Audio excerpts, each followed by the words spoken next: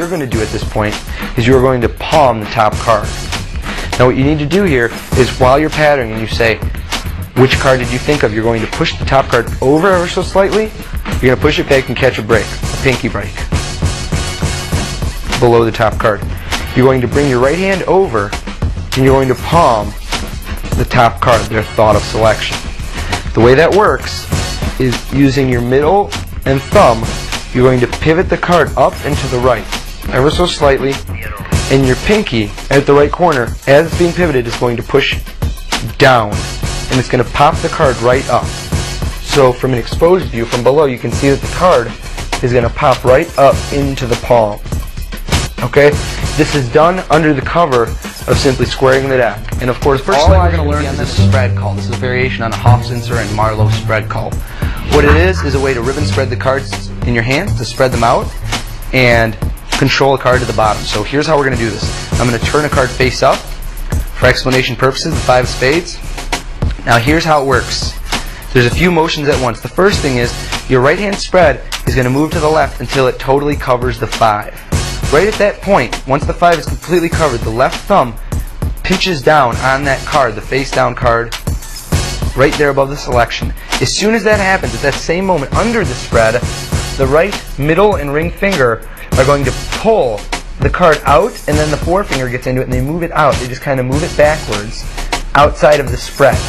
Okay, so you dislodge it from the spread. Simultaneously, you keep spreading cards, so from above it's invisible. And what you're doing is you're going to allow that card to ride all the way to the bottom. Okay? Let's go over the mechanics of the time of the pack, and I'm going to be in preparation for a turnover pass. Now you're going to do the turnover pass on the offbeat as you talk about, oh, I didn't mean to do that, and you're going to do it right there. Here's a turnover pass. You've got a break above the blue jack spade. Right hand goes above. Your forefinger is going to curl underneath the cards, and here's an exposed view of what's going to happen to the bottom packet. You're going to, using your forefinger, flip the packet 90 degrees, just like so. Okay? And that's going to be under cover of your hand. So from below, here's what it looks like. It gets flipped over 90 degrees. Now from on top, look, it's invisible. You can't see it, and I just did it.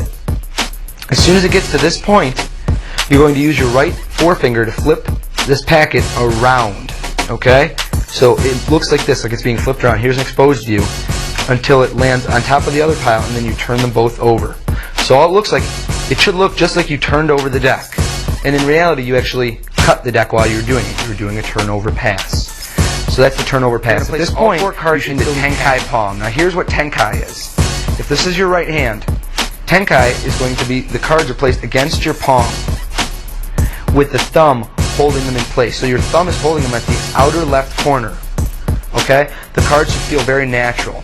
Now, a note on the angles. Tenkai is invisible when the back of your hand is showing towards your audience's eyes. So if your audience's eyes is here, notice you can't see the cards. If you move up, they get a flash. If you move down, they get a flash. And if you move too much to the right, you can see it in between my fingers. So you always want to have this side of your hand pointing at your audience. Place it on the face. First phase. What we're going to do now is a color change. And the color change is just based on the Herman turnover pass. What I'm going to do is it's going to look just like I rub the card, and it changes. Now how did I do that? What I'm doing, okay, is I've got a break above the bottom card.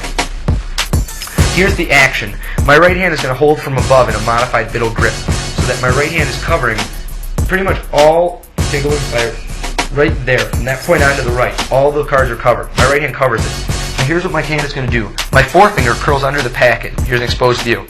And it's going to, using my middle finger and my forefinger, turn the card perpendicular to the other cards. There should be absolutely no motion in terms of seeing from the front.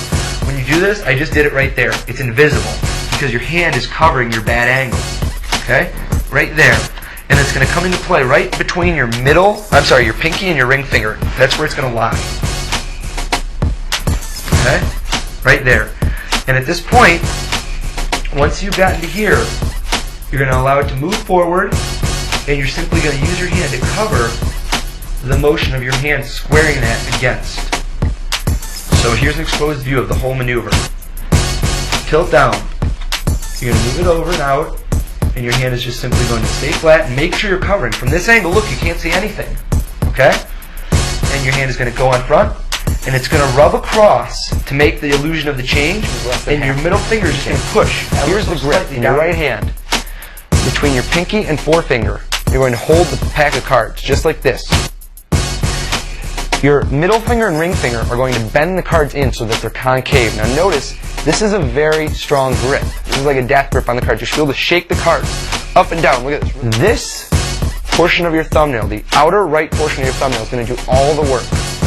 You're going to bend your thumb in and place it, push it hard, right against this corner of the card. The one nearest to your pinky, right there in the bottom left corner, so to speak. You're going to place it in there, and the move is a combination of snapping your fingers straight up, okay? Getting the right amount of friction. What that's going to do is it's going to buckle the card. There's a millisecond that it's going to buckle the card, and then your finger's going to snap, so it's going to allow that buckle to snap into snapping the card out. It's a knack. I'm going to show you what it looks like a few times when I do it. Just like that, okay? Now, an idea. What I'm doing? From when you're looking at it, it's going to spin clockwise. So, your thumb just goes straight up. Like I said, a rubber thumb tip is going to help greatly. So you can see the motion. The motion is critical. My thumb is going to snap straight up. Once you have the mechanics, it's just practice.